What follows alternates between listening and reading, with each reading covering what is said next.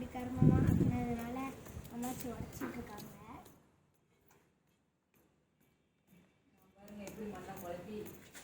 தண்ணி நிறைய ஊற்றிட்டேன்.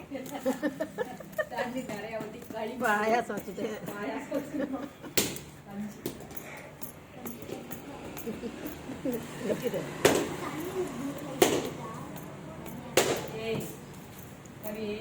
அங்கெல்லாம் நல்ல களிமண்ணை நோண்டிட்டு வரலாம்.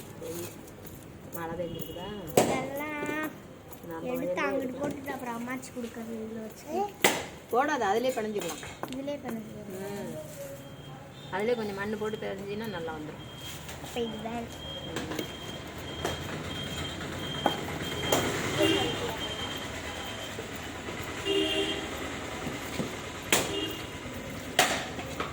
தண்ணியை கொண்டாந்து பக்கத்தில் வச்சு. ஆமாம், அந்த அழுக்கு தண்ணியிலே கையை கழுவிக்கோ.